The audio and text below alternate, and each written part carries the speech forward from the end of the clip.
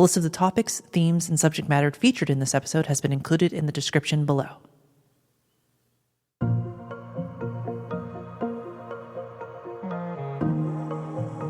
This is a Dicecade podcast.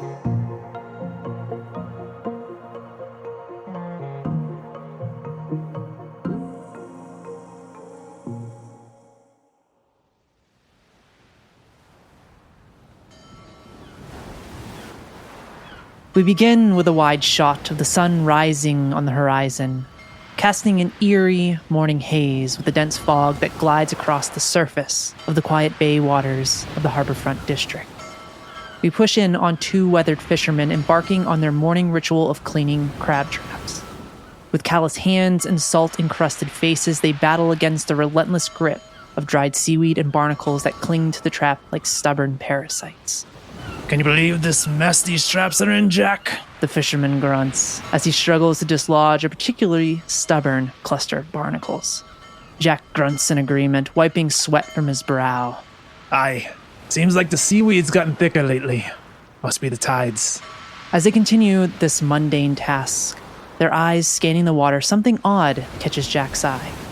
Jack reaches over, smacking the other fisherman in the arm, pointing in the direction of something bobbing in the water.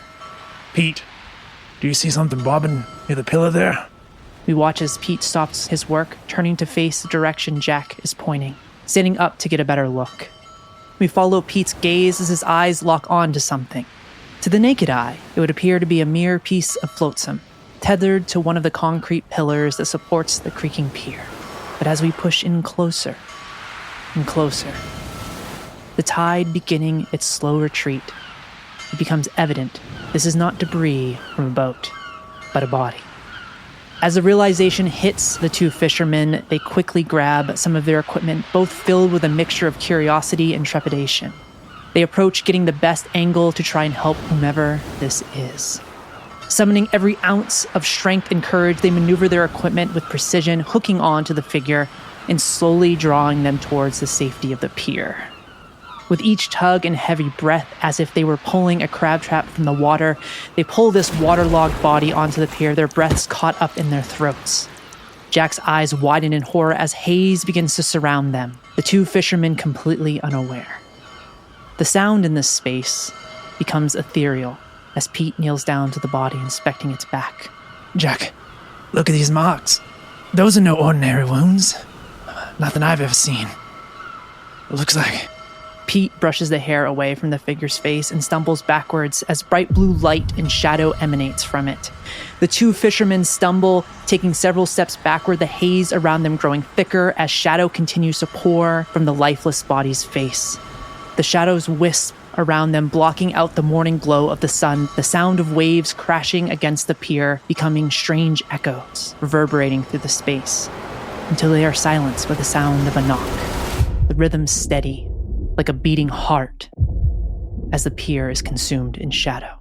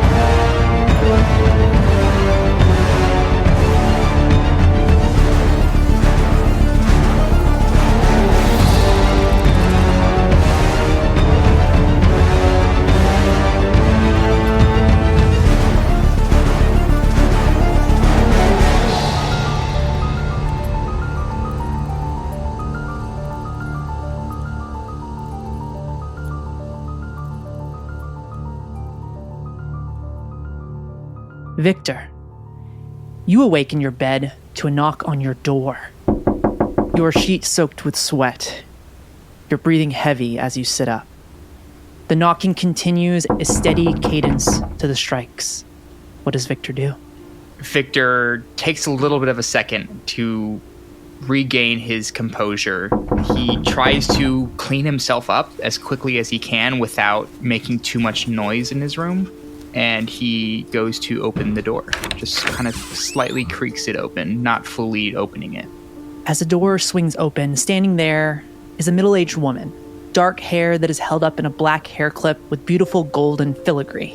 Her outfit is simple, a pair of black slacks and a high-necked tunic with intricate embroidering upon it, and a black duster jacket resting over her shoulders. In one of her hands, she carries a wooden walking stick with a small bronze astrolabe atop it that is currently resting in the crook of her left arm, and upon her nose, a pair of spectacles that are heavily tinted, and you see light scarring peeking out from the sides of her eyes. Good morning, Mr. Corral. My apologies for waking you.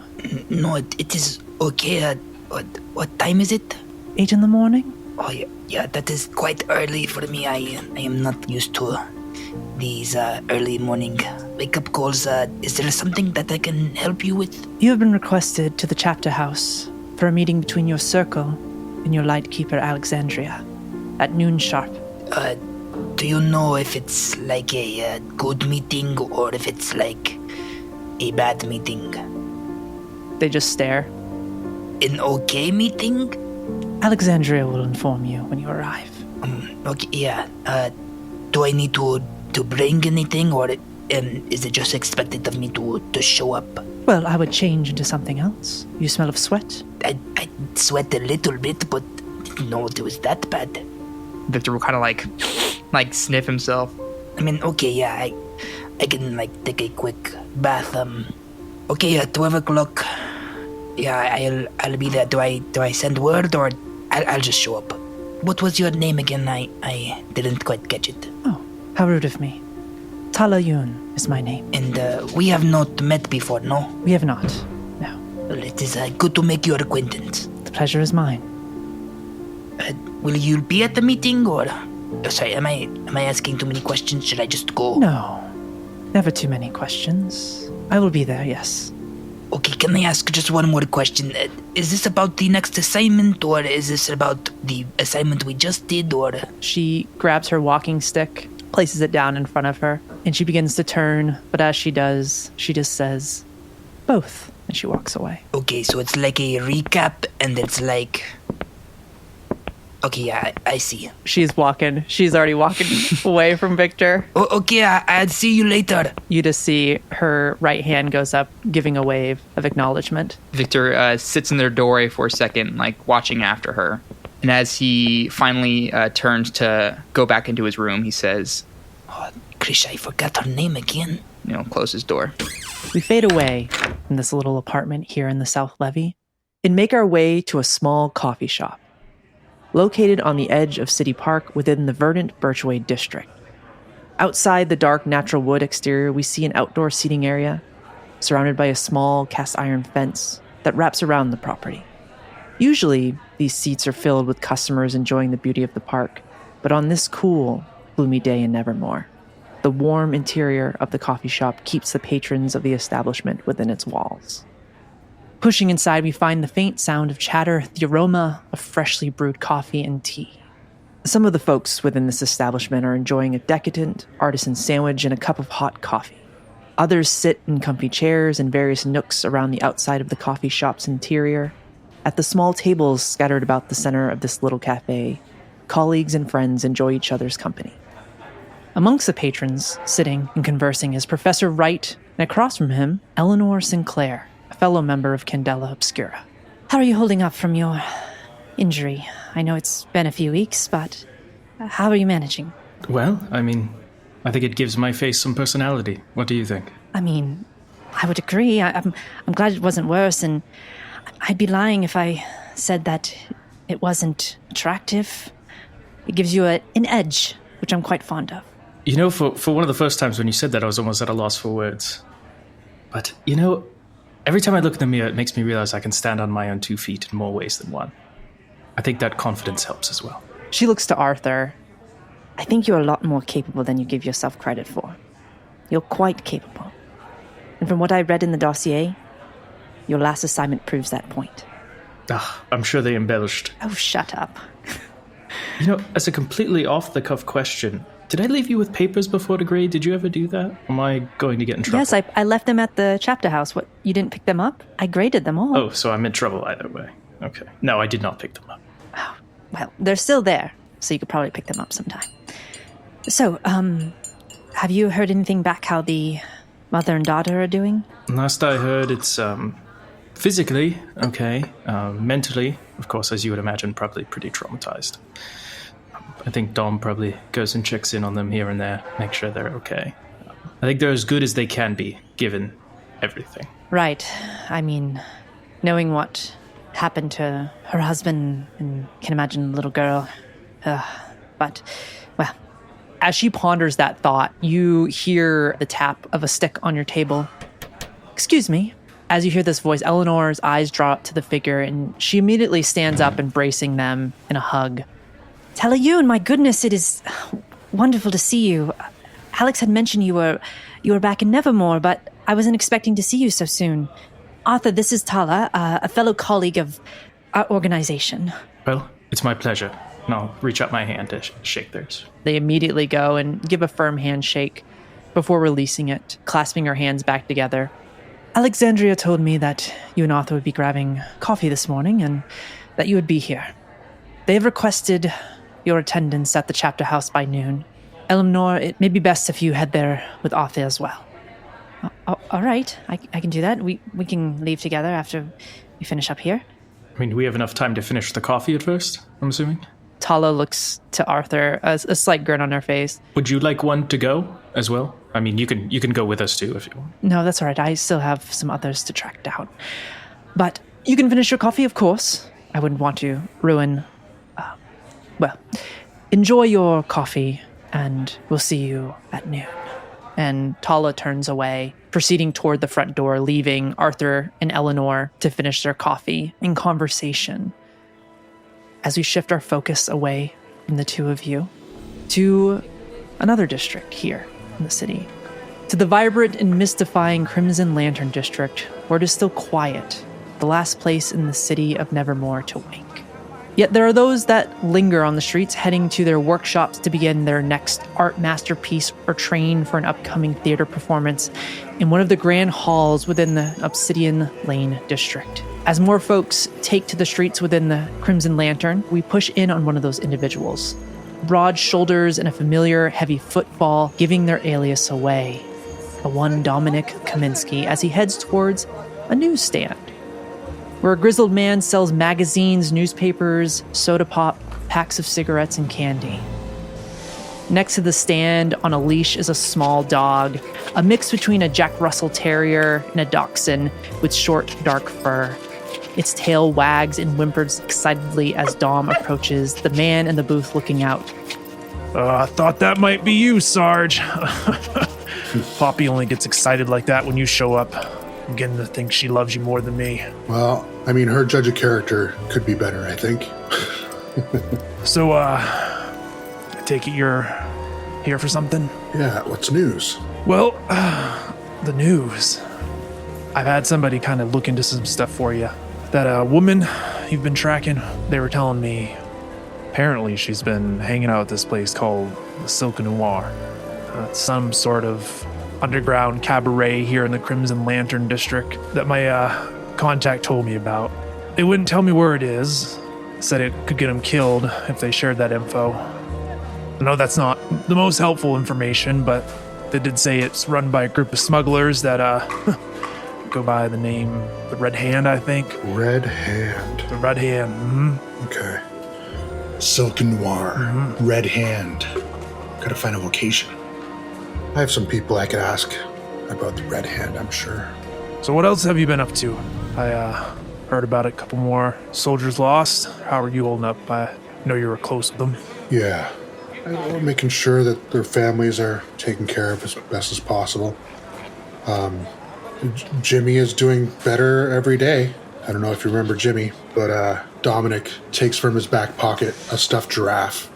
I was going to go see Judy and Lizzie this afternoon. See how the weather holds. Yeah, well, Good work on the Silk Noir information. Do I know anything about the Red Hand? You would know a little bit about them. They smuggle artifacts. They oftentimes will be in places after phenomena happens. They seem to just be there sometimes. Okay. But they're more known for smuggling rare artifacts and antiques. Right. And amongst other things too. But they're a pretty rough group, and people that cross them, it doesn't always end well. Okay.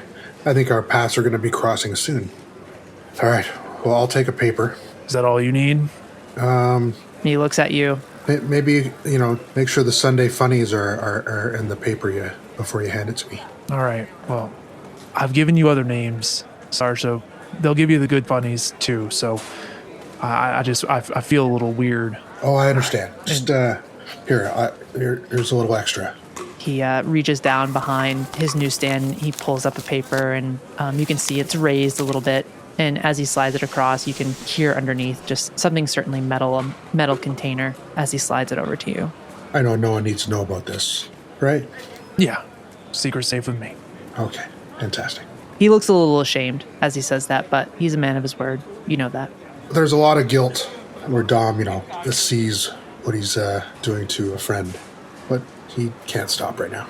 As you stand there, Dom, you hear the dog start to bark as the sound of light footsteps approach you, and you hear a voice call to you. Sergeant Kaminski. Do I recognize the voice? You do not recognize this voice.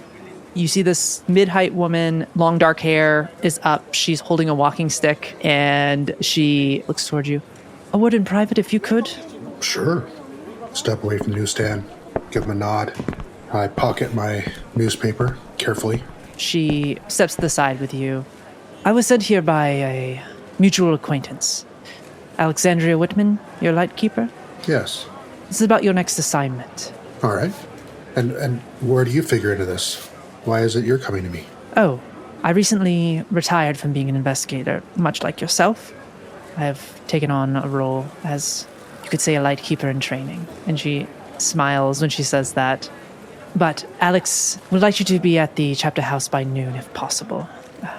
The rest of your circle will be waiting for you there. Excellent. I will be there. I'm assuming you'll be there as well? Of course. Interesting. I try to play back in my head how long she would have been standing there watching me at the newspaper stand. You would gather that it wasn't very long. So you would gather that, yeah, you're okay. She didn't notice anything. All right. Puts me at ease. She nods to Dom, and she turns around, walks away back onto the streets. And from there, we're going to jump forward in time a few hours later as we arrive at the Circle House in the Harborfront District. The room itself is quiet. Beyond the ticking clock that rests upon the north-facing wall, you would see Eleanor sitting in a chair reading through notes, Tala sitting at a table sipping a cup of freshly made tea. And as the clock ticks and ticks, the hour hand slipping over to noon, Alex enters the room to greet you, and next to her, another figure. Jake, could you describe to the group what they see? You guys see a taller fella, maybe around 6 foot. He's got a kind of dark blue suit jacket on, and it's got some swirly patterns that kind of adorn it. Underneath that, he's wearing a black button-down shirt. He's got some fingerless leather gloves on, and he's got some messy brown hair, some 5 o'clock shadow, and around his left eye, there is a scar that kind of looks as though veins or like branches come out from his eye. Cool. As Alex and this figure enters, you see Alex motion them to go and sit, joining the rest of the group. As you see in her hand, she's carrying this rectangular wooden box with a handle. She places it down upon the table that sits in the center of the room here, her eyes shifting up to look at Arthur, Dominik, and Victor. Thank you all for gathering on such short notice. I hope you all have had time to recover after your last assignment. I would have liked you all to have had more time to rest and recover, but time is of the essence. You see she opens the box, unlatching the locks, revealing this object inside. You see an old communication radio, something that would have been used in the war, but it's unique in the sense that there are tubes coming out the top of it. And at the end of these tubes are syringes. Looking closely, you would see what appears to be residual liquid within the tubes crimson in color. It seems there may be some loose ends that we've overlooked during the last assignment, and I'm afraid that may have led to what I am about to share with you all. Alex's eyes appear to gloss over for a moment, but she steels herself and continues. Earlier this morning, it was brought to my attention that a body was found at the pier. A couple of fishermen saw something bobbing up against one of the concrete pillars and brought it in. Apparently there were strange markings, abnormal puncture wounds, and a familiar disfiguration. Officer Navarro of the OUP contacted me this morning and informed me. She pauses, withholding a piece of information that may already be realized by some of you. The body that was found was one of our own, member of your circle. And as she says this, she takes the device out of the box and begins setting it up on the table. She looks towards the figure that came into the room with her. Scott here is familiar with this device and helped me complete the procedure.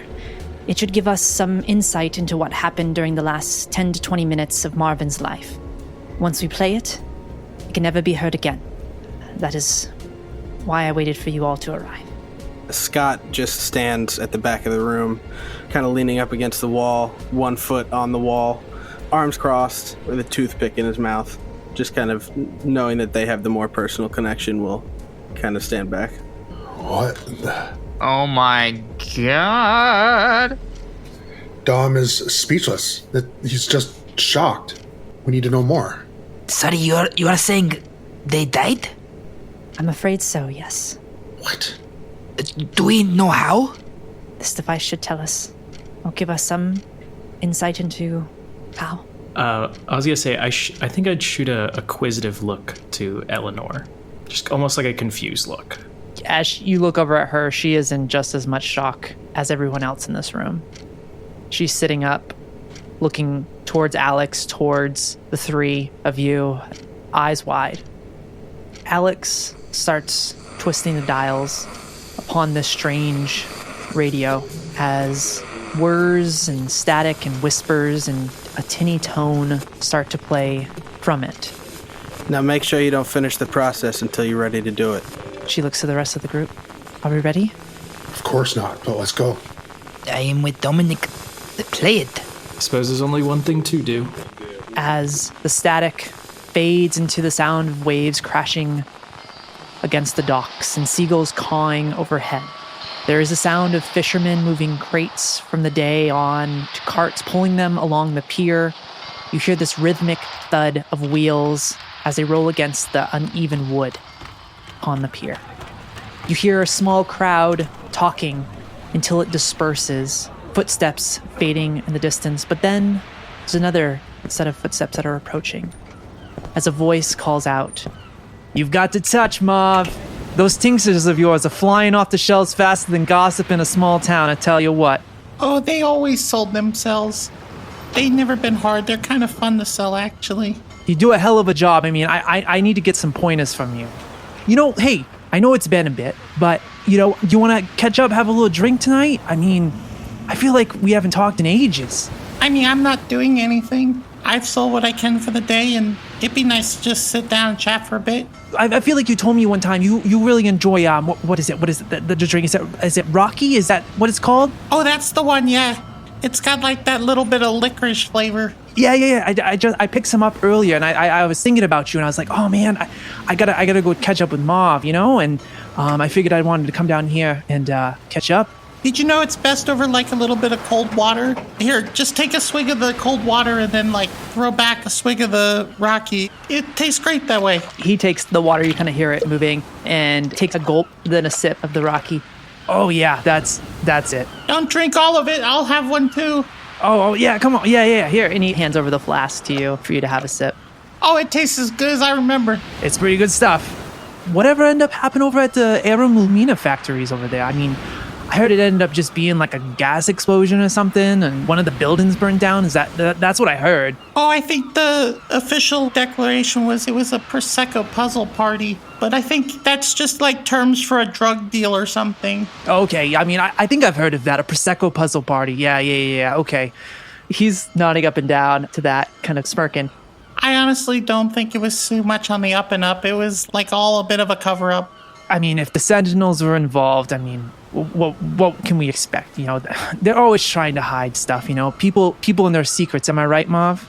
Always. He takes the flask back from Marvin, takes another sip, gives Marv a little playful punch in the arm. You and I, though, Marv, we're open books, pals, the Harbor Front duo. And then he takes a sip. Well, we can't forget Mr. Flask here, you know, so maybe the Harbor Front trio. Oh, that's getting to be a party, isn't it? Is it good to associate with like a Flask as your like trio member? That's true. I mean, maybe not. That might say something about me. Yeah, no, I like the Harbor Front duo. It sounds better. It's got a nicer ring to it. Yeah, it was kind of fun. So, Marvin, I've been meaning to ask you about your tinctures. I've never had the pleasure of trying one, but a buddy of mine at the paper had one once and said it was amazing. I'm curious, though, how you make them? I mean, it seems like a delicate process, you know? Do you have like a special recipe or like a little something, you know, you add for those effects? I mean, you're obviously doing something, right? Why do you think it's me? I told you before, it's the Great Wellness Weaver. Oh, all right. Interesting. I just thought it was a trade secret or something. Makes sense, though. I mean, it's your thing. It's the Wellness Weaver. I get it. He goes over and grabs a couple pebbles, and you start to hear tossing into the water, the impacts rippling out. Marvin, I wanted to mention, I know you were in the Emergence War, and I heard about some soldiers made me think of you. Apparently they were... something strange got them. What? Yeah. I mean, being a reporter and all, I hear a lot of things. You know, I heard that whatever attacked him, and he gets in close. And you catch there's an acrid scent on his breath. But he leans in close, gets real close to Marvin. I heard that whatever attacked him stole their faces, and that's crazy, don't you think? Yeah, that would be crazy if it were true. Where are you getting these, like, news stories from? Your sources are getting worse, Charlie. Maybe it's the day drinking. It could be, you know, I've been doing a lot of thinking. Maybe I should give it up, but I don't know. Makes you feel good, makes you feel better, stronger, you know, but... You're acting a bit strange. Are you sure you're feeling okay? Why don't you just take it easy on the Rocky? I know it hit hard. I don't know. I just been thinking a lot about, you know... I'm sorry to bring that story. I don't know if I ever told you this, Ma, but I lost a lot of good friends and family in the war, too. At this point, he lights a cigarette. Was it like your parents or something? I feel like a lot of us got left behind and abandoned because of that. Yeah.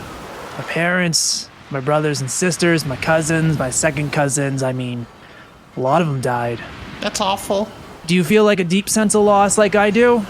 I mean, something, you know, important taken from you? Not because of the war, really, but just, like, we're not there for one another so many times. Yeah. So many people died alone. Yeah, isn't that funny? As he says this, Marvin, you start to feel a little off-kilter. The world around, a little brighter than normal. Your hands wispy, a glow about them. Charlie walks over. You feeling all right, Marv? You're looking a little paler than usual. I'm okay. I just need to stand up. It's all right. I think it hit me too. As Marvin stands up, you stumble forward, and as you do, Charlie walks a little closer. Don't try and get up. You won't feel anything here shortly. And you hear the sound of behind you as Charlie grabs Marvin by the throat and begins carrying him over towards the water and holds Marvin up. As he does that, his other hand reaches, and you would hear the sound of clothing being moved around and the sound of a metal piece being grabbed as he just squeezes tighter on Marvin. I always had an inkling that you had the amulet, Marvin. I can feel it on you. Am I able to grab it out of his hand? You can attempt to. We'll say, go ahead and make a hide roll. I'll try to use some drive on this. I'll roll 4 dice. The best I got was a 4. As you hold on, you feel the hands squeezing tighter around Marvin's throat. As he pulls the amulet back, the nails elongate, puncturing in further, and then plunging Marvin into the icy waters of the pier. And from the water, the bubbles, you just see kind of the face shifting, and the other hand reaches in the water and just drags across Marvin's face as he holds him down there. As I'm kind of struggling in that, can I actually try to, like, break off my finger into the amulet? Okay. Yeah, absolutely. Like, through the mouth of it?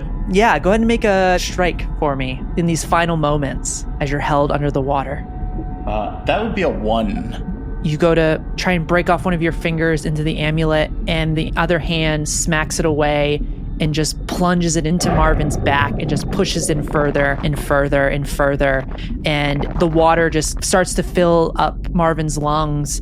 Those last moments, as the light fades, you feel yourself just fading away. And as that happens, we see Alex flip the switch, turning the machine off. Do we all know Charlie? I do not know. Never heard of him, never. No, nothing. I'm sorry, I'm still quite new to the group. I don't know too much about you all and who you talk to and who he talked to. Well, we know it's a newspaper, right? He's a reporter, he was saying? Yeah, do we know any other physical descriptions from the tape? I got lost in listening to what happened. Alex speaks up. It sounds, with the waves, it sounds, I'm guessing, close to the water. I mean, that's where they found their body. Is there more information that I'm missing here? I think we need to be upfront with one another, or someone else may suffer the same fate as Marvin. Something about this doesn't add up to me. Is Marvin really dead? The body's in the other room. This machine wouldn't work if he wasn't. Hope drains from his face. Why did he want the amulet? I am confused. Does anybody know exactly what the amulet did? I mean, I never got too close to Marvin. I was not able to talk to them about it. How do we know that this character isn't coming for any one of us? Maybe they got the amulet and now they are coming for the rest of us. What amulet? You did not know about the amulet? I had no idea about this amulet. Dominik stands up. Marvin discovered a relic in a collapsed bunker on or near an obelisk. I can't remember now. You're talking about, like, during the war? Yeah.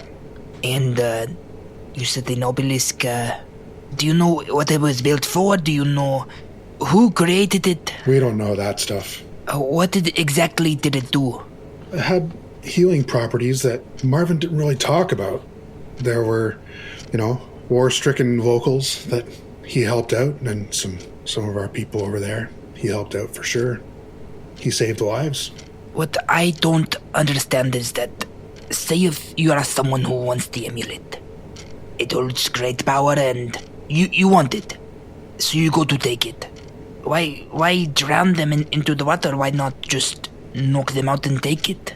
Why go to the lengths of murdering them? I really enjoy about you that you don't understand evil, and I hope that never changes. Well, if I may, there's also the more simple solution past evil. If we can be honest, I think we know he was a bit obsessive about it, and with someone obsessive about holding on to something, if you keep them around, they're not exactly ever going to go away if they don't have it. You all knew that they had this amulet? I take it now, from what I'm gathering? Yeah, I did not know of its importance, but, I guess in hindsight, they hid it. I guess it was obvious that there's something going on with it, but... Alex, do you remember when I came here with Marvin originally, and I told you you're someone that could really be a benefit to the circle and kind of conducted those introductions? Yes, I remember. Yes, well, I knew he had the amulet as of that point. We were conducting some research on it to see what else we could find out about. I think probably from that point on, I think a large reason why he stayed in the circle as well was because he didn't want me to tell you. And the way in which he agreed to stay in the circle was that, well, I wouldn't tell you. Until we had a better understanding of things, because as we know with artifacts such as this, we confiscate them for studies exclusively, and they wouldn't have liked that to be taken away. I understand the... Listen, I'm not telling you it was the best decision in the world. Not defending it there. No, not at all. I understand what you're saying. I just... It's messy. Yes, it is certainly messy. Well, I think we need to figure out what we need to do next, because this is obviously a problem. If this relic that Marvin had upon them was significant, well, they obviously wanted it for a reason. What if it took it from them? I just feel like there was a motive that we are missing. There could have been witnesses. There must have been a clear reason why they wanted to get Marvin out of the picture. Enough to do it in almost plain sight. I don't know. I don't know Marvin as well as you, Dominik. I feel like you should take the lead on this. If you think it was just out of evil, then I believe you. No, you're right. It was a deliberate thing. You know what? Maybe you're right. Maybe I will take point. We need to find out who this Charlie is or was. I think whoever Charlie is probably dead. And then this is pretending to be Charlie. Maybe another avenue might even be, if Charlie is dead, then we have two bodies. Well, how does Marvin know Charlie? They had a pre-established relationship, did they not? Did I hear that correctly? I mean, they talked like friends at the beginning. Mm-hmm. What if, like, the last assignment we did, this is someone who is wearing someone else's face? Maybe this Charlie person, they have been replaced, and I don't know, just Marvin seems so comfortable. If he was that comfortable, then we're dealing with something a bit more intelligent than the average phenomenon. Seems like more than just impersonating him, it was able to get his personality, not just the face. We need some kind of safeguard going forward. So if we get separated and we come back, we need a way to confirm that we are who we say we are. Some sort of code word that confirms that I am who I am and you are who you are. Can you guarantee everyone in the room right now is who they say they are? Would a bleed detector pick up on that? There has to be a way of testing. That's a good point. You guys see real quick the veins underneath the left eye of Scott begin to kind of look as though underneath the skin they're giving off a bit of light. And I would like to use my mind reader ability and kind of open up my mind and see if there's anyone in the room whose mind I cannot hear, as if they are not a person. Oh. Who are you, Scott? Who are you? I do normally have to make a read roll for that. I don't know if you want me to do that, but... Yeah. You can go ahead and make a read roll for it. Yeah, do it up. That sounds cool. That's something you mentioned in the after hours, not right now. One of these is gilded, so I'm rolling 2 die, one's gilded. Let's see. I got a 6. Dope. So on top of surface thoughts, I could probe deeper into someone if I wanted.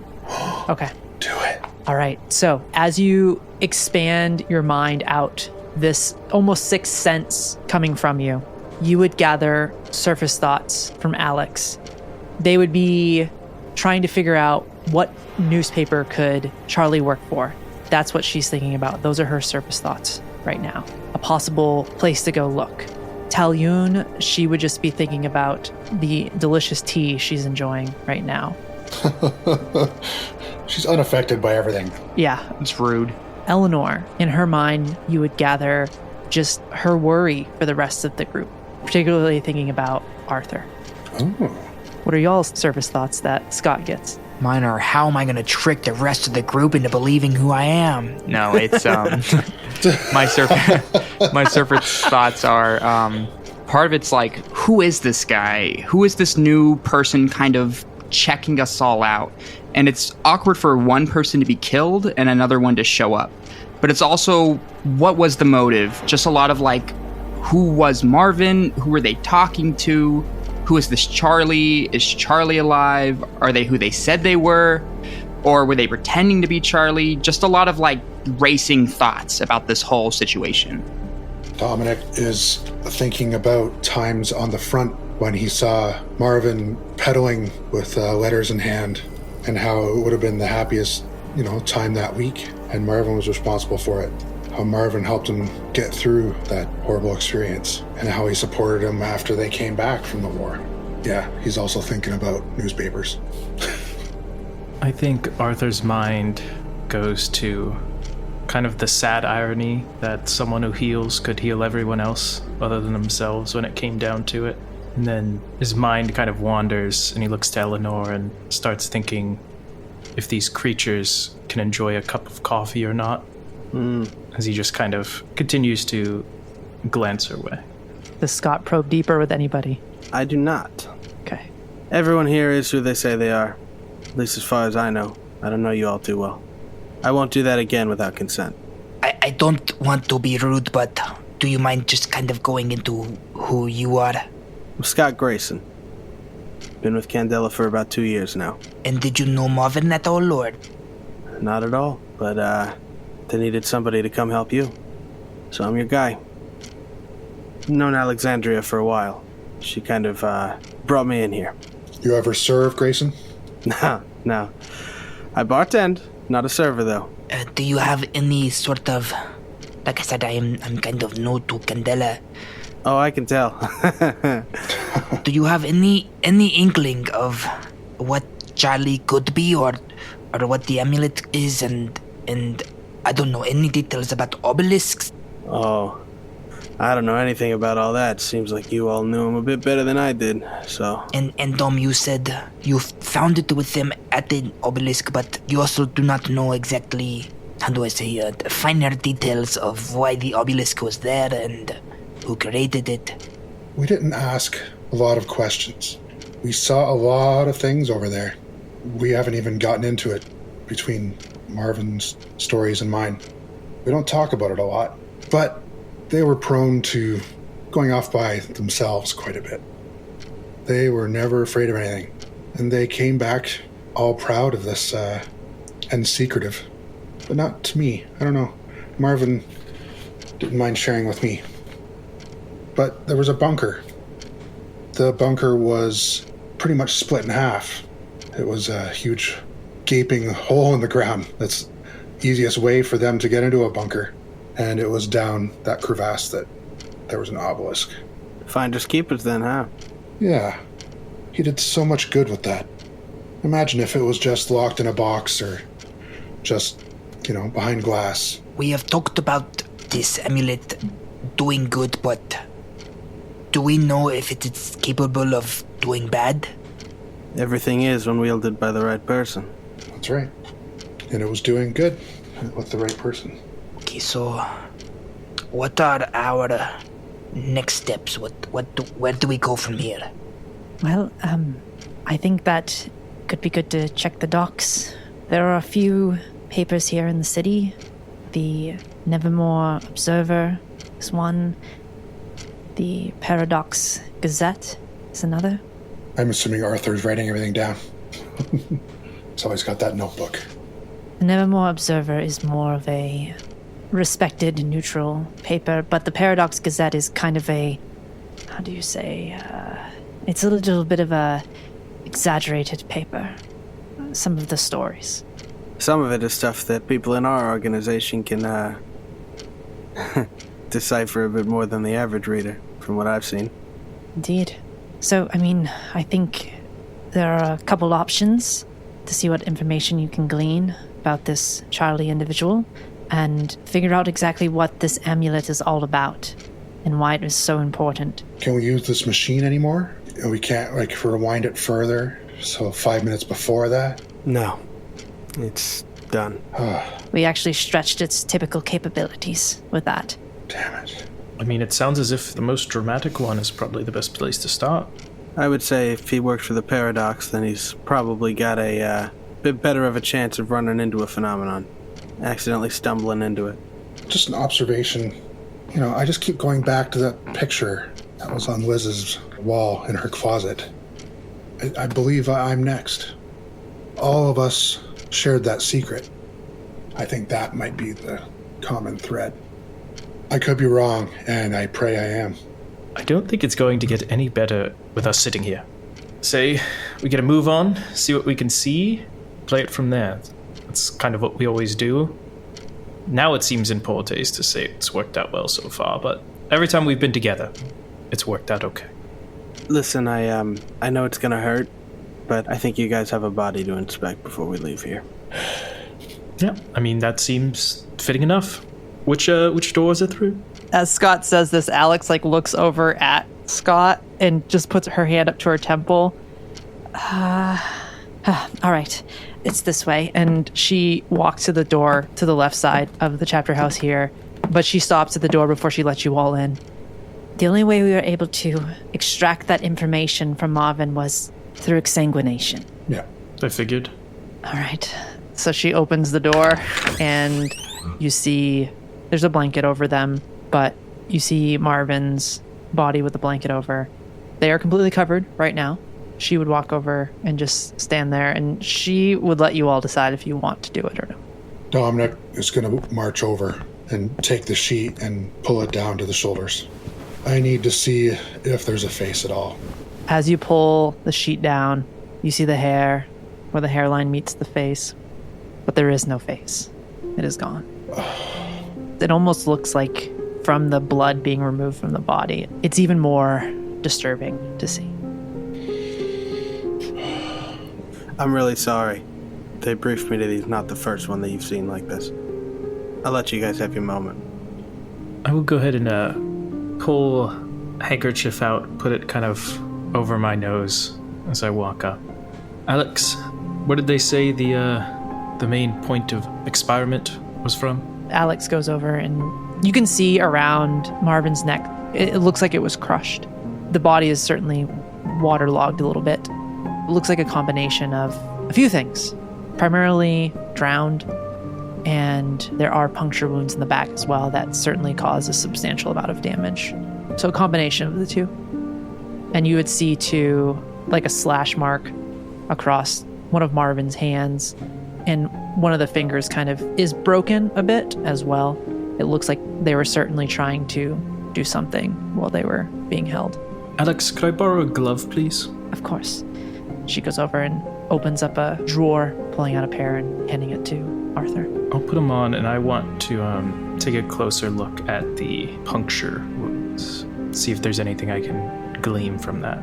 Yeah, go ahead and make a focus roll for me. I would say, as long as you don't make a failure, nothing will happen, but it is a low stakes, but I'll say on a failure, there's a possibility of taking a mark. A 5. Okay, as you look at the puncture wound, it looks like not only was it an impact causing physical damage, but it appears that there was certainly bleed pumped into Marvin's system. You would also notice that there's almost, it's really strange, this film across the face where it was as well, but certainly a lot of physical and bleed was caused to their body. You know, when I said I want to take lead on this, Arthur, I think you just make the decisions right now, okay? Sounds good. Do you want to say your respects and wait outside while I finish up? Yeah. Thanks, Arthur. Of course. And then I'll take off the gloves, drop them in the dispose, and I'll kind of pull Alex aside and just kind of go over everything again with them. Recount. Yeah, she would give you the information that she had. She's obviously a little distraught as well. Seeing one of your investigators dead is never easy, but yeah, she shares what she can with you. And she eventually walks to give Dom some space too in here. As they do, Dom, is there any last moments here before you join the rest of the group? Marvin, you little shit. I can't believe the way you trusted that Charlie guy. I can't explain it. It's really nagging at me. But Marvin, we're gonna have to get that amulet back. That's the other thing I'm disappointed in you about. Do you know how many bodies I've had this sort of conversation with? I always thought I'd go first, and you'd be telling me this sort of thing. I guess I know where the thing will be. I'm the last one with a face left. One way or another, I'll see you soon, Marvin. And he covers up Marvin again, respectfully, making sure all the corners are exactly perfect. Before I leave the lab, I'm gonna go into my new newspaper. I'm gonna check off another snuff. Okay, that's 3. So as you take your bump, stepping out with the rest of the group, as you all reconvene, Alex stepping away, going back to the body, leaving you all there, where would you all like to head to next, as you have a few different threads to follow? I don't know. What are you guys thinking? I'm thinking maybe We go to the scene of the murder, perhaps? But I want to hear what everybody else is thinking. Not a bad place to start. I mean, do we know exactly where that is? Because it sounded like there was a place of the murder and then there was a place of the body. That those might have been two separate places. Unless Alex has an idea of where it took place? She would eventually rejoin the group. Yes, I think, based on just information from Officer Navarro, wasn't too far from where Marvin would normally set up when they would sell their tinctures on the pier there. I say we do that. I'm in, yeah. The Dom's a little distant. I'm following you all. So as you all head not a very long distance from the chapter house here in the Harborfront District. Did we arrive in like a carriage, or do we walk there, or? Yeah, you would walk there. It's not too far, because the chapter house is in the Harborfront District, so it wouldn't be but you could absolutely take a carriage if you all wanted to, because if you're heading somewhere else potentially after, then that would make sense. Wouldn't want to get your pretty shoes dirty. They're plenty dirty already. And I'll pull out a pack of cigarettes, flip it open, and kind of push one up so it's sticking out a bit. Captain? Oh, no thanks. I'm living it clean. All right, suit yourself. Anybody else? Yeah, I'll get in there. Yeah, I'll pass a couple smokes out, pull out my lighter, light mine, and light the other two as we walk. But can I ask you, how does it feel to be kind of like the new guy? I mean, you are not necessarily the new guy because you are, 2 years into Candela, but... Yeah, I mean, it sounds like you're newer than me. Yeah, I don't know if you plan on staying long, but... Well, I gotta be honest. I've always been part of a circle from the beginning. I've never really joined one up midway, so, different experience. But I've worked with a few different folks. Can't say I've worked with any of you, so it'll be a fun time. Sorry about your friend, but, hopefully I can help. It is weird to say, but I'm a little bit luckier than some of the other circle members here. I did not quite know Marvin as well, so it's a little less painful for me than maybe Dominik.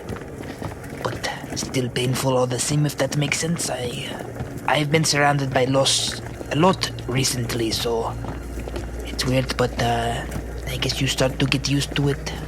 Yeah, kid, it just keeps getting weirder. Have you ever been with the circle this big? I mean, I don't know what the general size of circles are, but I don't know. I feel like four. It would have been 5. It's pretty large. That's pretty average, honestly. 4, they wouldn't have called me in if your friend didn't, But, happy to be here all the same. Can I ask, too, how you found the Candela? For me, I was kind of picked up by the group. I did not really know that Candela existed, but I'm curious, how you got your start. Sounds like we kind of have similar stories then. My first encounter with the phenomenon, I was getting attacked. Alex stepped in, and that's how I know her. Got into Candela. My story is kind of crazy. I was framed for murder, and then we fought a giant, nightmare crawler. We burned a building down. I don't know if that's technically considered arson because we intentionally burned the building down, but it was to take down a spider creature, a nightmare crawler, It was a nightmare crawler, but I wanted to call it spider because it was a big spider. Look, you can only call it what you know. I get it, you knew, but... Yeah, and, nightmare crawler is a lot more, syllables, so I just said spider. It's 2, so spider, nightmare crawler. Definitely easier to say. Definitely easier to say. Yeah, so we killed the spider. I think we killed the spider. Thinking back on it, I did not see the spider die, but it was in the burning building and it fell down, so... the spider is totally dead, but that is beside the point. That is kind of how I got my start, and, I've been with them since then. There were a lot of eggs. Yeah, there were a lot of eggs. Marvin actually pulled a really good trick. They distracted the cops while Dominik here came over. You wouldn't believe the strength this man has. I was in cuffs and this guy came over, towering over me, and then with all this brute strength and power, he just ripped the cuffs off. I thought my arm was going to break. I mean, you look at me and I've got these like little bird arms. Oh, he definitely looks like he could have broken you. I believe it. This guy looks huge. I think he could break any man, honestly, and I'm surprised he did not, but... Don't let him fool you, Scott. Victor is right behind me in every dangerous situation. I don't doubt it. He makes very competent backup. This is more kind of unintentional. I don't mean to always be in battle. My mind just thinks, and I do. Or I should say I don't think, I kind of just do. Hey, kid, you're rambling, all right? Don't doubt yourself as much. You got this. Oh, yeah, sorry. Yeah, that's how I got my start. It was kind of a crazy, crazy day. Oh, trust me, I get it. You're gonna have a lot of them. You would have liked Marvin, no. They were nice. And then they were cunning. Seemed like a good one. They made great healing tinctures. It seemed like they knew a lot of people. That's why it makes this so hard. You know, come to think of it, I did hear about a factory burning down a couple weeks ago. That was you guys then, alright? Yeah, that was my old job. I don't really go there anymore because, obviously there was that incident. We have a lot in common. You worked at the factory, Scott? Oh, no, but I'm not welcome at my old job anymore either. And where was that? I did a lot of bartending down in the Crimson Land. Oh, my sister lives in the Crimson Lantern. Oh, where at? She kind of lives in like this little quaint apartment, kind of close to where you kind of find like a lot of gambling dens, kind of near that area. It's not as safe, but it's cheap. She's probably down close to the White Rabbit then. I try to visit when I can, but it's easy to lose money, so I try not to go too much, but Oh, trust me, I've seen many dudes looking like you coming in there and losing a buck. Yeah, I gambled once and I stopped, it's not for me, not very lucky. Hey, well look, you're with this company, you can't be lucky, can you? Yeah, I guess not. Depends on how you look at it, I guess. Maybe we're the lucky ones. All these other people who don't know any of this is going on? Yeah, I missed that. You're telling me. Hey, just to circle back there, Victor, you remember we had the conversation about having no money? I set you up with the TA thing so you could make money. Are you telling me you lost all of it? Like, as it came in? Is that why you still have no money? No, that was, okay, so I gambled once and I lost money. It wasn't, some of it was TA money at the time, but that was the only time, and then after that, most of my money go to my sister and to rent, and he went to Philip. Obviously, it does not go there anymore. Look, don't give the kid a hard time. What are you, OUP? Excuse me? I said don't give the kid a hard time. What are you, OUP? Sorry, I'm making a joke. Sure. Something like that. No, he knows what he's doing. Good. Yeah, you seem like you're all pretty smart, so... Yeah, wicked smart. Arriving near the pier, you see there's a heavy fog that hangs low over the water, adding this eerie feeling as you all approach the scene where your circle member's life was taken.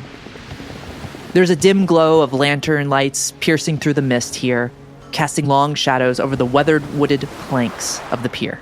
It becomes evident that there was a sign of struggle here. You see small pieces of fabric embedded in the worn pier that leads closer to the edge, where the pier drops into the icy cold waters of the bay. Seeing this as you approach, what are you all doing as you try to glean additional information beyond what Alex has presented to you? I think I'm going to be looking for if there are any people there that seem to, typically kind of hang around that area. Common goers, stalls. Yeah, absolutely. You do see, as you all approach the spot there, you kind of see this older, grizzled fisherman kind of looking over at your group. He's like sipping on a flask or whatever. He's trying to be inconspicuous, but doing a terrible job at it. As you kind of see him, he looks away, walking back and forth on the pier, trying to not gain any attention. I'll point over towards his way, kind of thumb over there, turn to the rest of the group and be like, I think he is being literally as conspicuous as possible, if anybody wants to talk to them, specifically with me. I am not very good at interrogating, but I want to get better, so I can try. I'll join you, Arthur. Oh yeah, Dom, get him.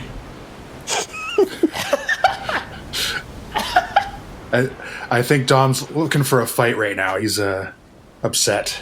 Dom and Arthur, you approach this fisherman here. You see he's got like waders on and a heavy jacket. He's got his hood on, but as you approach, he's like, Yeah.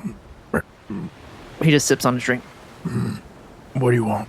I'll kind of flip open my pack of cigs and hold one out to him, not saying anything. He looks around. Are you sentinels or? Sentinels. Well, hey, I'm not. I've been busted a couple times for drinking out here, so. And he grabs one of the cigarettes. You got a light? Oh, yes. And I'll go ahead. I'll pop one in my mouth, too. I'll motion to Dom if he wants one first. Dom will wave it off. No, I like to keep things clean, you know. I'll whip out a little lighter, light both his and eyes, and turn to him and say, how often do you hang out here, friend? Well, I'm here most days. I don't really go out on the water anymore. But is everything all right? Oh, everything's great. You just seemed like you had something on your mind, and people tell me I'm a good listener, so I wanted to stop by. See anything weird? As you're having this conversation with him, he seems a little skittish, for sure. Go ahead and make a sway roll, low stakes. He seems a little suspicious, jittery, nervous. Okay, I'll do one drive on it, so it'll be one gilded, one normal. That's a 6 on the gilded, so never mind. I'll take it back. Nice. Ooh, nice. Get that drive right back. I was thinking of helping, but I only have a 1 drive in cunning. Oh, boy. I think to kind of ease some of his caution, I'll literally take the drink out of his hand and take a sip and hand it back. You're not going to be in trouble. Oh, good. It's good stuff, huh? It's the best. Yep. Yeah, so I was out here last night, having a drink, of course.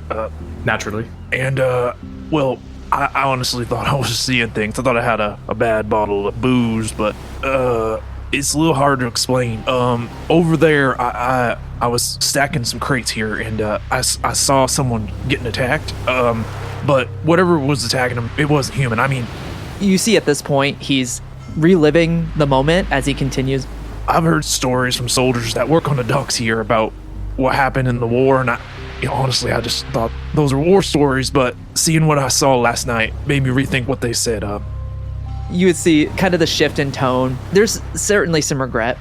I was going to intervene, but honestly, I hid like a coward behind some boxes. I completely understand. It sounds like it was a very scary thing to have witnessed. I probably wouldn't have been one to jump in either, but maybe you can make it up on the tail end of it. Would you mind walking over with me and just kind of showing me what happened? Maybe we can spot something. Yeah, sure, yeah.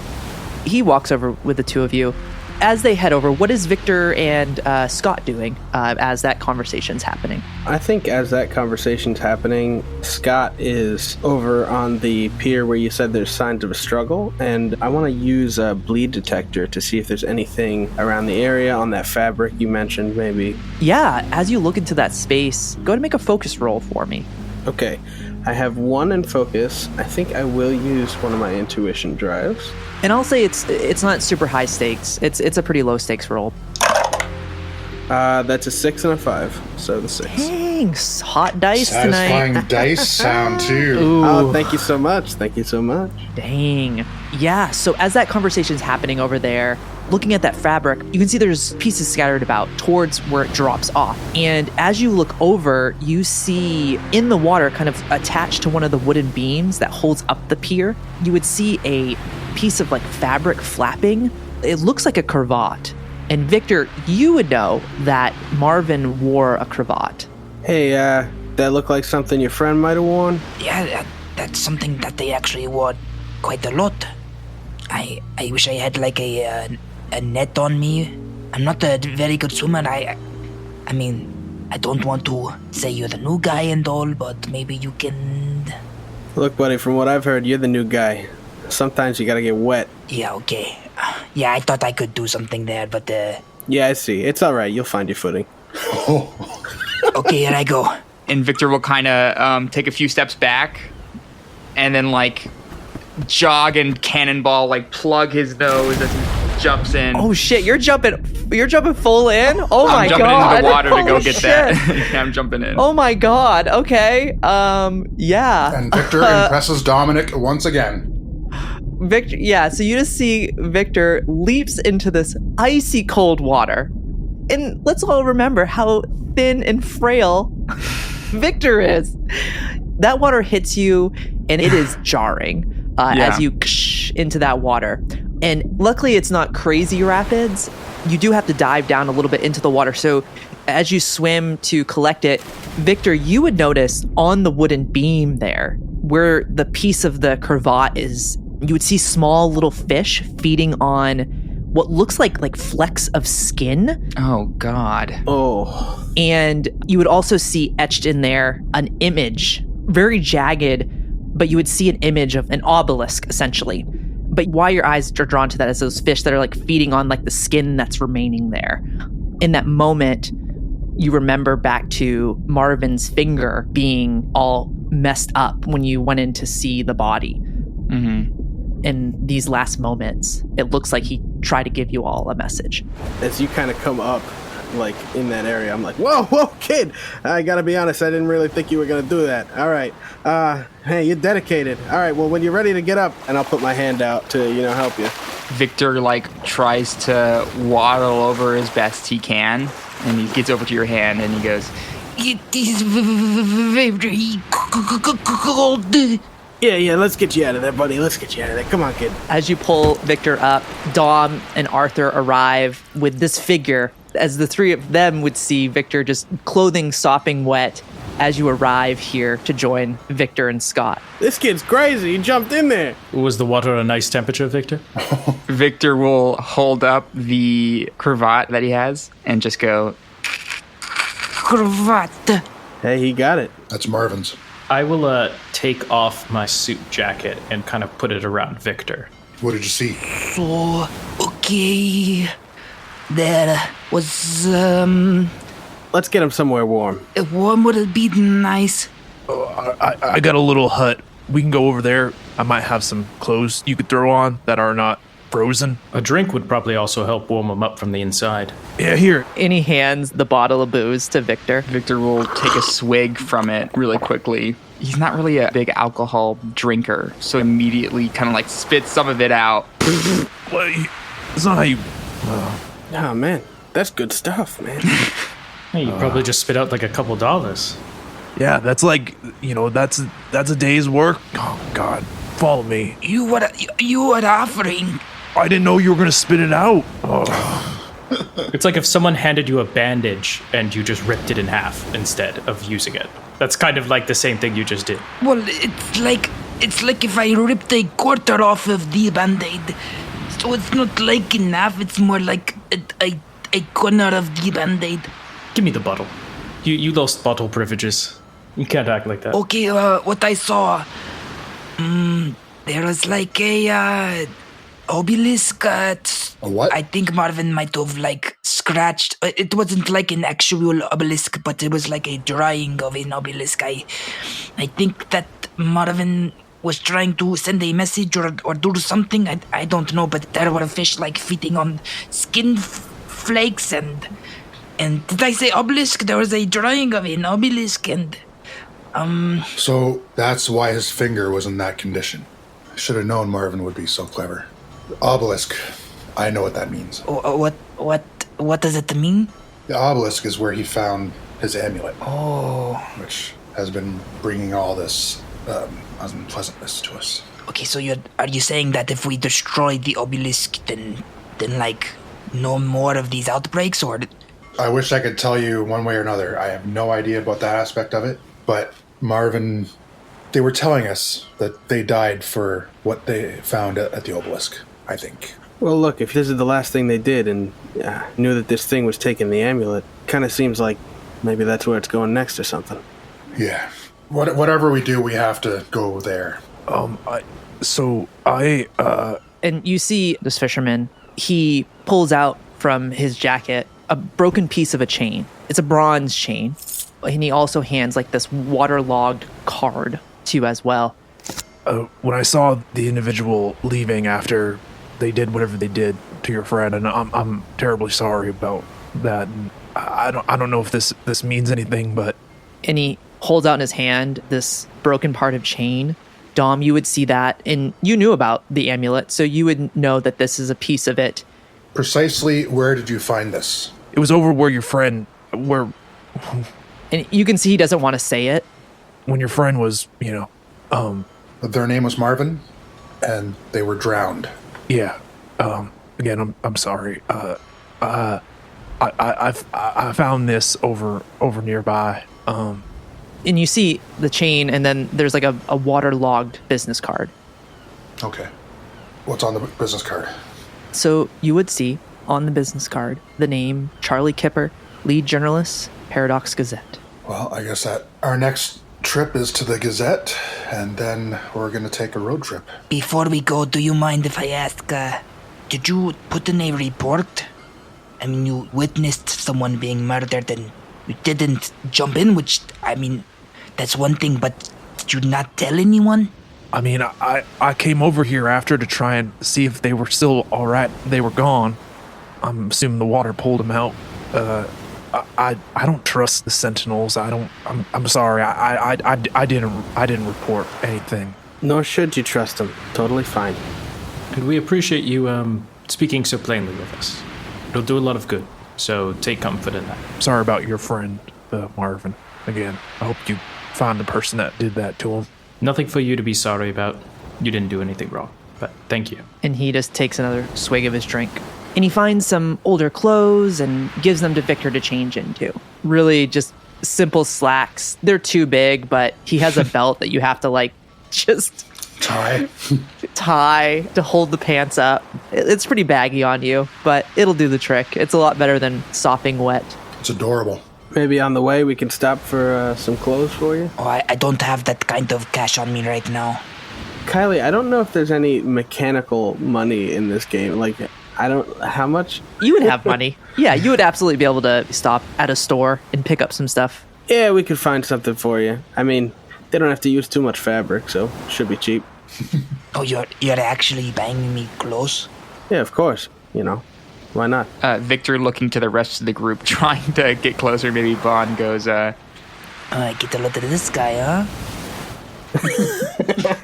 Look, man, it's business expenses. You jumped in a freezing cold ocean, Sorry, I really didn't think you were going to do that. But, yeah, we'll get you some new clothes. Don't worry about it. Yeah, I don't know. I didn't think about how else we could get it, so I kind of went into my mind palace and was like, jump. That's good. Trust your gut, especially in this business. Well, you spared me the trouble. I appreciate it, Victor. Yeah, I will say I probably will not be jumping into the water again, and not in the near future. Kind of that was like a one-time thing. Anyways, it was cold. Let's go. As you leave the pier here, you stop, get Victor a new pair of pants and a shirt, and head to the Promenade District, where the Paradox Gazette is located. Before we actually get there, maybe when we stop for the clothes, Yeah. is there anywhere I can find a physical copy of the Paradox Gazette? Sure. Yeah, you would be able to find a newsstand. Yeah, as you're heading into the Promenade District, you'd have to take a carriage to get there from Harborfront. It would take a bit of time to walk, but as you are heading out to hail a carriage, there would be newsstands scattered about where you could pick up. Sorry. All right, we'll pause for a second. I didn't realize there were jump scares. Yeah. Jesus Christ. This is a horror podcast. This is a horror podcast. Yeah, that scared the shit out of me. Yeah, me too. Sorry about that. He's a little bit jumpy. Cool. Yeah, so easy enough. Stop it. Just stop it, buddy. You good? You gonna pull through? Protecting me, bud? Thanks. Yeah, so as you're hailing that carriage, before you head to the Promenade District, also to pick up some non-wet clothes for Victor, you would find some newsstands scattered about. But yeah, you could pick up a copy of the Paradox Gazette. Great. I want to check the paper for the last article written by Charlie Kipper. As you look at the paper, flipping through it, that name is not in there. And if you go back even a week, because it's a weekly paper that they release, they do have a few weeks of it, and there are no signs of Charlie Kipper. As I come back to the carriage and I get in, I'll toss the newspapers out to the rest of them. No mention of this guy in the last couple weeks. He's been missing for a bit, it seems. Or at least he doesn't work there anymore. Okay, so we're thinking definitely replaced. Sounds like it to me. Is it kill on sight? Maybe it's like a punch on sight, a shoot on conversation. Apprehend on site? Yeah, detain, maybe. Detain on site? Question on site? Yeah, like mild violence on site. Mild violence on site. Yeah, well, let's play it by ear. Maybe knife to the thigh, not the chest, kind of on site. Knife to... Yeah, write it down if you can, because I'm gonna forget I said it, and I'm gonna try to shoot him. So Well, we need to find out how they react to us asking after a Charlie Kipper at the Gazette. Okay, so among us, who stands out the least? You talking about who's gonna go in there? Let's just all go in. Let's just do it. So what's our game plan? Like, what kind of questions should we be asking? What should we not say? As, I guess, a professor in this area of expertise and this newspaper that kind of touches on that, would I have really had any contact with them before this? Maybe like a name or a correspondent that I helped consult with? Yeah, absolutely. You would know a reporter by the name of Brooke Willis. She's come to you for information because the Paradox Gazette, they kind of dig into the stuff that the rest of the world is trying to hide. They definitely are on the fringe. There is some truth in these kind of bizarre articles that they write. Brooke Willis, she would be someone that would have come to the Nevermore Institute of Technology and Engineering to speak with Arthur. So that could be a contact there. I'll pass that on to the rest of their group. There is a Brooke Willis there that I've spoken with previously. I've helped on numerous papers and articles and such, so that might be an avenue to come in so we're not complete strangers. Sounds good to me. So, with a possible lead, you arrive outside of the Paradox Gazette. It's a pretty simple building, neoclassic architecture, 2 stories tall, certainly has a basement. The stairs lead up to the first floor of the building. You see warm lighting peeking through as it is getting into later afternoon, early evening. You can hear from the open windows on the second floor the sound of large printing machines working rapidly. The streets are definitely bustling with some activity. You see cars moving about, definitely a more affluent side of town, especially it being where the government, the predominance, does a lot of the governing of the city of Nevermore here. Entering into the building, you would see individuals hard at work. There would be a front desk with a receptionist sitting there. They're working on organizing paperwork, putting together files. You would see beyond that cubicles scattered about, just a faint chatter reverberating off the walls within this newsroom. The receptionists, they would look up at you. Good afternoon. Is there anything we can help you with? Oh, of course, good afternoon. I was wondering if either Brooke Willis or Charlie Kipper were in today? Let me check. Yes, Brooke is in. I could collect them for you. If you'd wait just here a moment. Of course, tell her it's Arthur Wright. Perfect. All right. Thank you, Mr. Wright. I will let them know. They step away for a moment, heading out back to collect Brooke. And after a couple minutes standing here, they arrive back. You see this young reporter, long blonde hair, her sleeves rolled up. She's got like a long sleeve dress shirt underneath, rolled up, a newsboy cap on her head, wearing this gray vest, matching slacks, cigarette dangling from her mouth. There's a little ashtray. She puts it out at the front desk, and she walks up to Arthur, grabs him by the hands. Arthur, how's it going? Brooke, it's a pleasure, as always. How are you? I'm wonderful, Arthur. So, I'm usually the one coming to see you. Yeah, what are you doing here? Oh, I know. I thought I'd just take a house call. I've gotten tired of you knocking on my own office door. I do a lot, don't I? More than most, but it's something I enjoy, so I always enjoy the conversations. Now, I was wondering if you could do me a favor. I know it's going to be a big ask if you're open for it. Okay, yeah, shoot. What you need? We were looking to meet with the Charlie Kipper.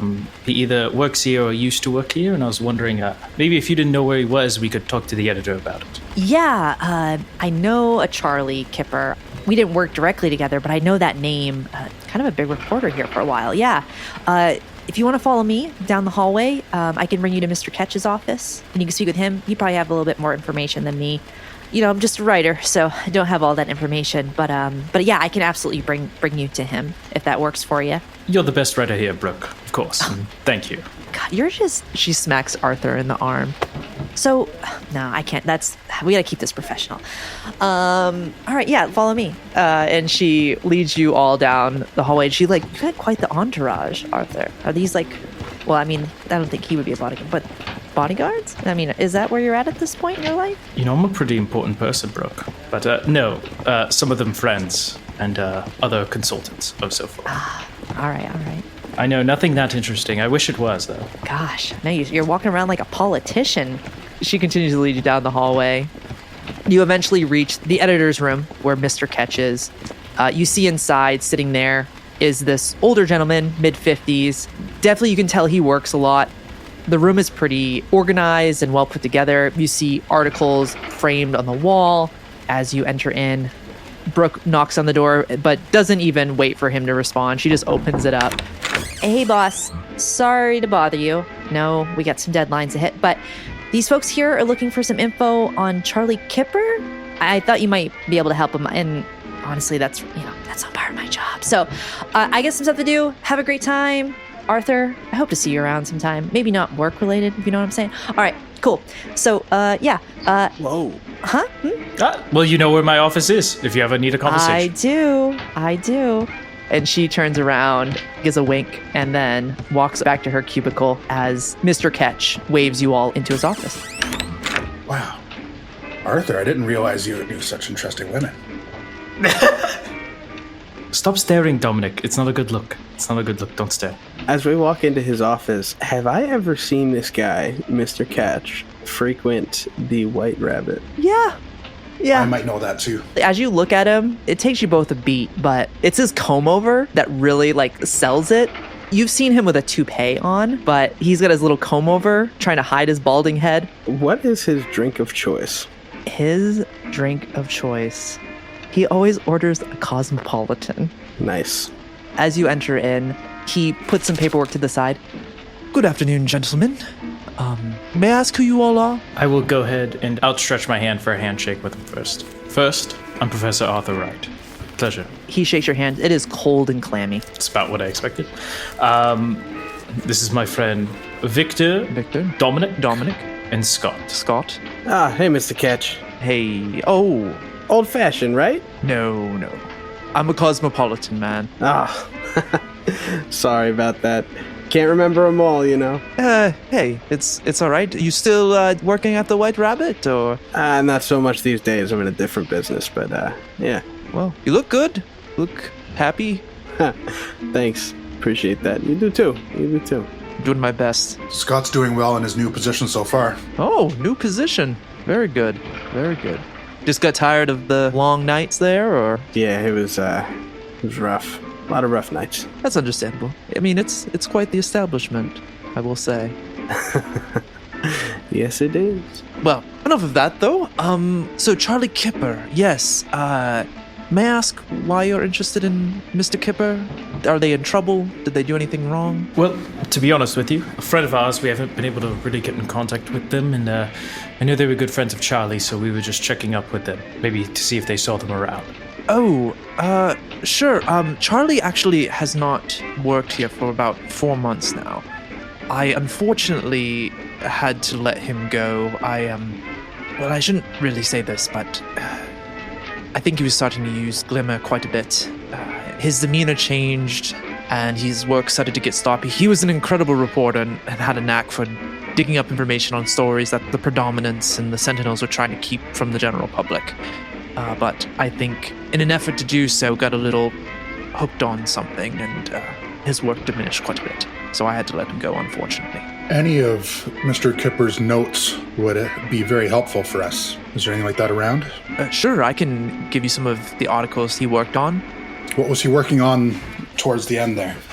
There's been reports of a lot of strange deaths happening throughout Nevermore, that there were always odd reasons given to why the individual was found dead, or they'd blame it on someone and things just weren't adding up. He was particularly interested in those afflicted by things that happened from the Emergence War. Those were kind of his story focuses.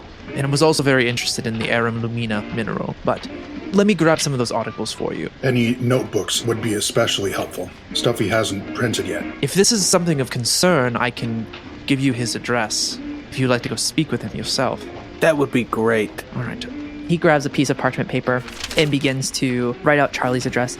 He doesn't live too far from here, about 15 blocks away, where the Promenade, Crimson Lantern, and Obsidian Lane district intersect. He lives in those apartments there. he did well for himself. It's too bad that he got hooked on that stuff. It can really do a lot to people. Oh, yeah, I've seen stuff like that. Mr. Ketch, I believe I speak for everyone when I say I appreciate your cooperation in helping us get in contact with him. Oh, of course. I'm sorry I couldn't provide more information. I hope this is helpful at least to get some answers. If there's anything I can help you with later. What you've given us has been helpful so far. We'll have a look through these articles. We might find something, I hope.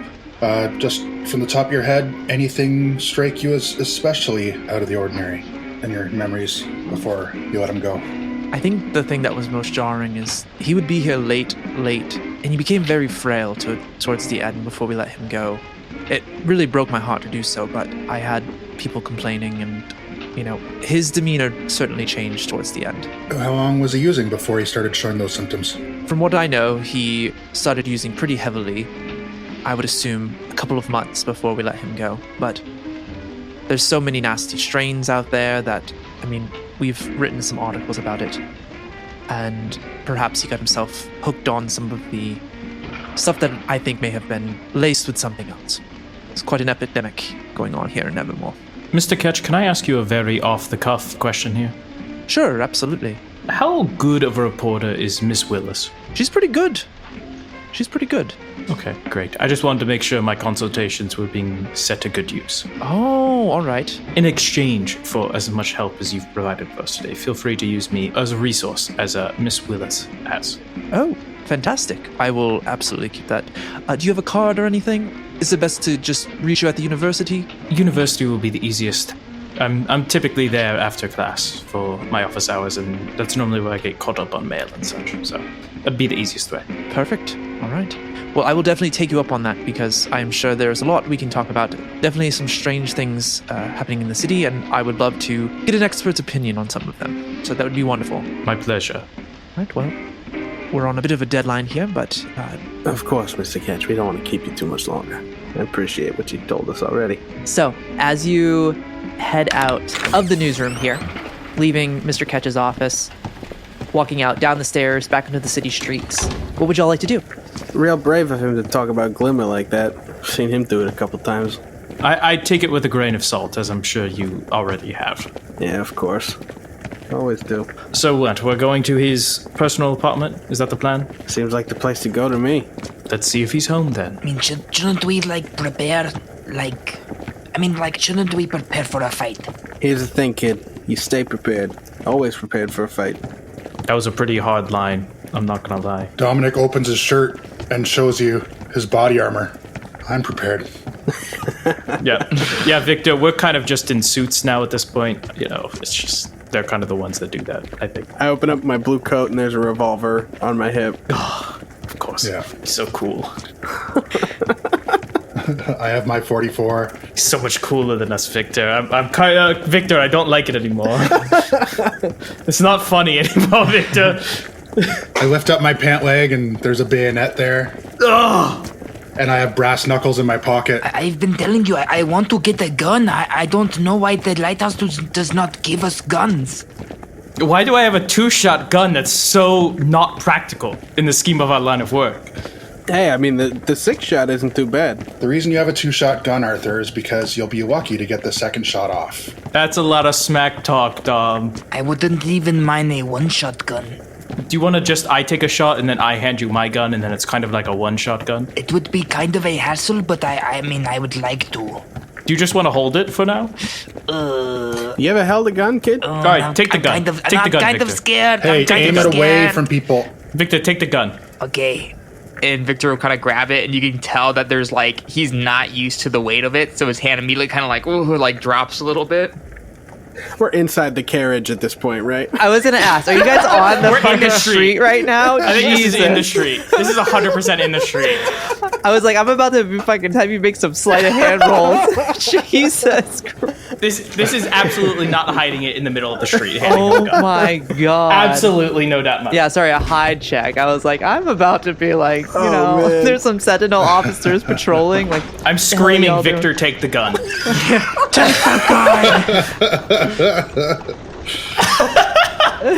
as you say that, the carriage window opens up and the carriage driver just like looks down and just shakes their head and shuts it. Okay, so you arrive at the apartment. Upon entering the foyer, you're greeted by like this warm, welcoming interior as you head toward a set of stairs. As you ascend, you hear the creaking wooden staircase to the floor where Charlie's apartment is located. The hallway itself is dimly lit by flickering electric lamps, casting a bit of an eerie shadow along the faded wallpaper on the walls.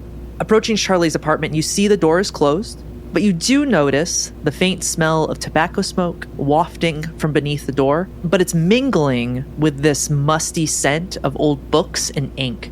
There is also a sharp, acrid smell that seems to stand out. So as you reach the door, what would y'all like to do? What kind of tone are we taking here? What are we suspecting Charlie of right now? I was expecting like a full-on, like, brawling fight, but I don't know. It kind of smells like there's just somebody living here. Well, I think we established the knife in the thigh on sight kind of mentality here. Do monsters smoke? It kind of sounds like a wild question, but I don't know. You were in the war. Is that something that they can do? Monsters can do anything, and sometimes be anyone. I get that, but like in private, do you think they'd keep up the facade and smoke? What if it's just like some innocent guy in there and we come in and we knife his thigh and it turns out it's just like his neighbor? Well, we open the door and we say, are you him? And if he says yes, then you shoot him in the leg. And then we figure it out after.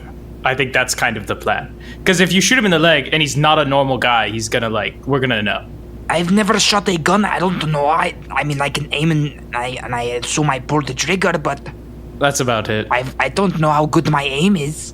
I mean, he's probably got a big thigh. It's like one of the biggest pieces, so. Dominik stands up extra tall. Boys, let's be professional here.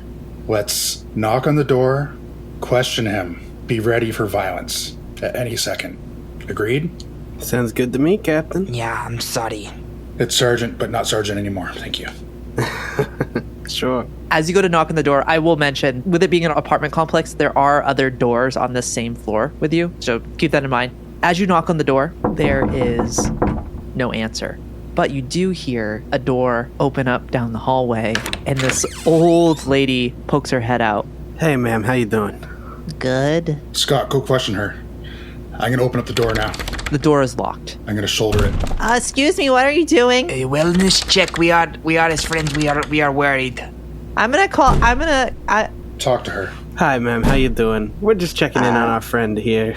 We haven't heard from him in a few weeks. Okay. Mr. Kipper? Yes, Mr. Kipper. He used to meet me every Thursday for drinks. Mm-hmm. I just haven't seen him in a few. Yep, every Thursday. I don't know if you should be... Why are you breaking into his home? Oh, well, ma'am, we worry for his safety, We just want to make sure everything's all right. I saw Mr. Kipper last night. You did? Uh-huh. That's good to hear. I mean, where'd you happen to see him? Oh, I was just walking my little... And you see there's a little dog. It's like a little Yorkie. I was taking Peaches out for a walk, and I saw Mr. Kipper. They waved back. Oh, Peaches, that's wonderful. That's good. While they're keeping her busy, I'm definitely breaking in. Wait. Is there a doormat or a plant? He's had time to jump out a window. I gotta get in. No, there's not. So, Dom, I'm going to have you gotta make a roll for me. It's a strike. It's a strike, baby. High stakes. 3 dice. One's gilded. And high stakes is because of this old lady. You know what? I'll put in a couple drives. Why is your friend... Just one drive. Are you gonna hurt Mr. Kipper? No, ma'am, of course not. He's a friend of mine. Doors. He's a friend of mine. Really hates doors. I've got 5. She's like, she's gonna leave, but she closes her door in front of Victor and Scott. And you hear like the sound of... Oh. I start knocking again. We got a couple minutes. Let's do this. Okay, countdown dice has been added. You shoulder the door, Dom. As you enter the apartment, it's definitely a bachelor's pad, but there's vintage furniture that's juxtaposed against sleek, contemporary gadgets that you see in this space. However, what stands out when you bust through that door is a wall covered in this eclectic array of papers and notes pinned haphazardly in this frenzied manner. Oh, see, now that's worrying. There does not sound like there's anyone in here, but you see on this wall cryptic symbols and diagrams on these pages. Okay, Victor and Arthur, take everything down, gather it all up.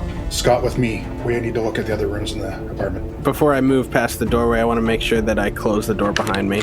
And then once it's closed, I'll take out my gun and follow Dom. Okay, pretty small apartment. When you enter in, there's the living room, kitchen, dining room is in that first space. Walking forward, kind of straight in, to the left, there's another doorway leading into the bedroom, and then to the right of that is a bathroom. Both doors are closed. Of course. I'll take one, you take the other. How about you cover me, and we'll do the bathroom first. I'll get the door, you cover. Sure. You go to the bathroom door, open it up, and that's where we're going to end the episode. Oh, okay. Oh. All right. Oh. Oh my. I was so close to being like, Scott, just break into her apartment too. Just do it. Just kick in the door for her apartment. Just whatever, bro. I guess we're holding people at gunpoint all of a sudden, but here we are. Yeah, vigilantes now. That's what Candela Obscura is all about, baby. Yeah. We've descended. Yeah. Hello! Kylie Holub here, Game Master of Season 1 of the Streets of Nevermore podcast. I wanted to take a moment to shout out our Patreon subscribers, Benjamin Hadler, Kenneth Torek, The Final Homes, Seth George, and The Third Man for your support. If you're interested in becoming a Patreon of the podcast, please head over to patreon.com/Dicescape to learn more about the available tiers and the perks you get for becoming a Dicescape Patreon subscriber. Some of those extra perks and bonus content is available now on the Patreon, including Victor Krau's audio logs, office hours with Professor Wright, and after hours with the entire cast. Links to our Patreon will be found in the show notes and a link to a video breaking down the various Patreon tiers. Your patronage helps support our small team scattered across the country, put together each episode as we continue to refine our craft, utilize better resources so that we can deliver continually evolving episodes throughout the remainder of the season and beyond. Thank you for listening, and we look forward to sharing the next episodes with you here soon. Bye-bye.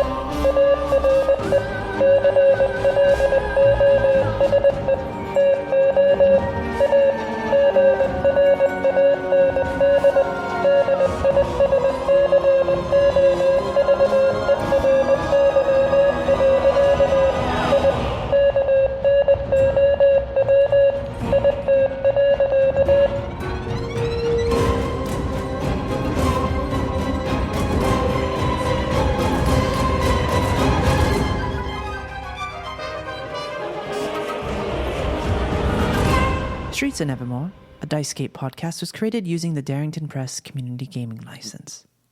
The Illuminated World Standard Resource document is owned and copyrighted by Darrington Press, LLC, all rights reserved. Streets of Nevermore, a Dicescape podcast, is adapted and based on content created and owned by Darrington Press. Candela Obscura, Darrington Press, LLC, 2023, available at darringtonpress.com.